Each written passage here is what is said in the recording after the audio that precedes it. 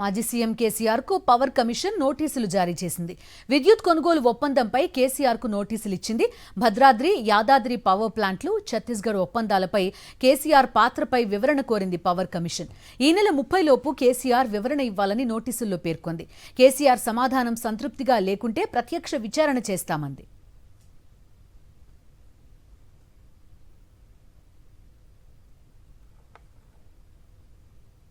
ఛత్తీస్గఢ్ నుంచి power purchase agreement ఒకటి, రెండవదేమో Bhadradri thermal power station, మూడవది యాదాద్రి థర్మల్ పవర్ స్టేషన్. ఈ మూడు కూడా టెండర్ ప్రక్రియ లేకుండా డైరెక్ట్ నెగోషియేషన్ ద్వారా ఇచ్చినాయి.